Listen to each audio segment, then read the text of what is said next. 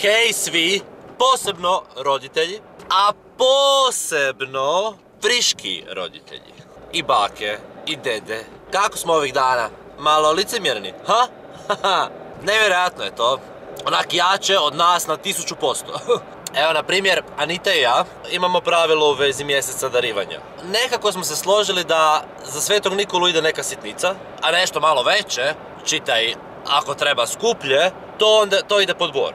Dakle, što stane u čizmicu, to je to, a onda nešto malo jače ide pod bor. Uz bor, na bor, u bor, bor u to, svejedno. Ali, kao, to je onda od Djed Mraza. Da, by the way, draga djeco, vrijeme je da ugasite ovaj video. Dakle, svi mlađi od 26 godina, ovo nije video za vas. 23? 21? Nebitno. Ako nemaš dijete, onda si dijete, gasi video. Zašto uopće gledaš ovo? Biće spoilera. Ovo nije za djecu video. Ali za slučaj da sam prekasno to rekao, evo samo kratko da se objasnim. Jako je puno djece na svijetu, a samo je jedan Sveti Nikola i jedan je Djed Mraz, koji nikad neće biti Djed Božićnjak, žao mi je. To je Djed Mraz.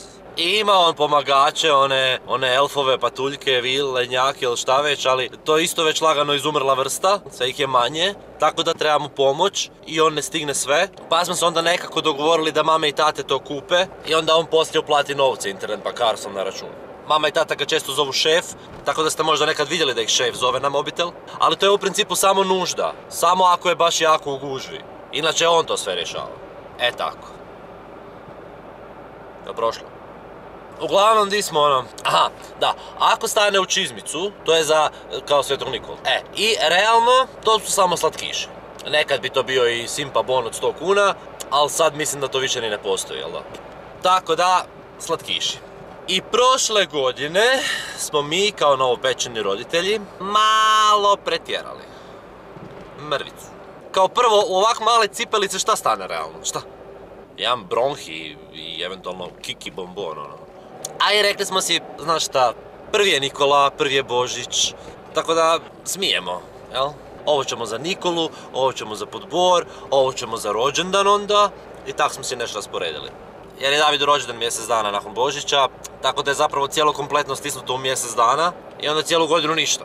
Sad znam da zvuči skupo toliko puno darivanja u tako kratkom periodu, ali postoji svjetla strana, a to je da već u 11. mjesecu kreću te neke akcije s igračkama po svim trgovačkim centrima, tako da se da naći dosta fora stvari i kao tobož nešto jeftinije. Treba samo kupiti sve tada, spremiti u ormar i vaditi na datum na koji je namijenjeno. Ali da, teško se oduprijeti pretjerivanju, jer uglavnom to pretjerivanje od lani, to smo si opravdali kao prvi blagdani, prvi rođendan, tak i tako su to sve neke gluposti koje su više za uspomenu nego što će on trebat, željet, nadkoristit, kao ne zna on još to sve, tako da kupujemo to zbog sebe, jel?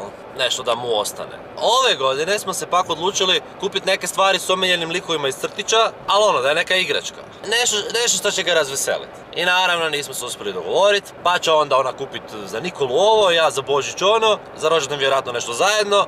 I long story short, samo Sveti Nikola i Božić, bam, ode 500 kuna. Al hej, a to je naš Dado. Ke ne? By the way, super stvar se dogodila unazad par mjeseci, a to je da je Bubamara postala baby centar, tako da sad i u Karlovcu imamo baby centar i pristup svim ovim cool stvarima iz crtića. Tako da, jako ga je razveselio za Nikolu Cocomelon autobus, jako. Nadam se da će i moj plišani Mickey Mouse ga razveseliti. Uzeo sam najveći koji sam našao, onak, jer to je Mika Mouse.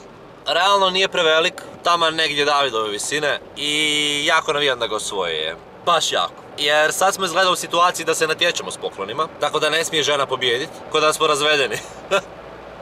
Užas. Prošle godine smo se dogovorili da nećemo pretjerati više, ali tek ove godine smo si obećali da je ovo zadnji put tako. Sad dok on još kao ne kuži, toliko, jel?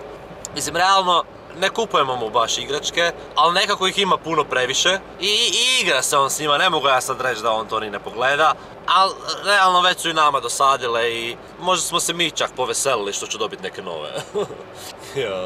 Viš kako smo grozni mi starci. Ali teško je odoliti, evo teško je. I sad ćemo naučiti kako odoliti pretjerivanju, poklonima za klince, ok?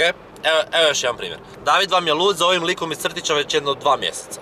Nije gledao crtić, premali da bi imao toliko pažnje gledat sad nešto tako dugo i kužit šta se događa. Ali iz nekog razloga je na YouTube naletio na neku pjesmicu iz tog crtića, gdje ovaj Maui, kojeg mi zovemo Striček, pleše i pjeva i izvodi nekakve gluposti. I od onda, jedno 17 puta dnevno, tata, daj Stričeka. I onda mi pustimo Stričeka i Striček pleše i pjeva. Long story short,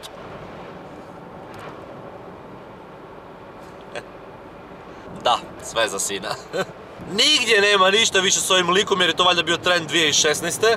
Ali evo, nađe se na netu i stiglo je danas. I sad bi ja kao trebao oduprijeti se i sakrit to i čuvat mu do rođendana jer je za Nikolu već dobio, za Božić već imam kupljeno. A do rođendana još ima mjesec i pol, tako da mislim da neću.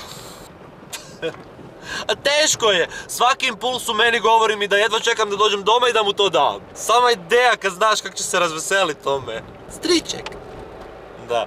Tako da, odgovor na pitanje kako se oduprijet i ne pretjerat kad si novi roditelj, nema ga. Don't exist. Odnosno, ne postoji način. Slabi smo i definitivno imamo problem. Ali dobra stvar je ta šta će to sve doći na naplatu tamo nekad sljedeće godine.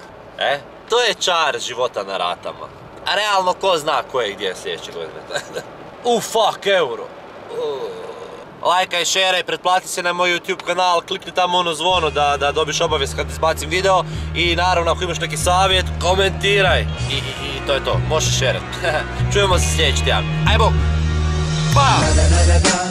هلا اجا الزعيم العظيم مرادين مدفكا الشعب يقول اني حاكم كريم اي ايوه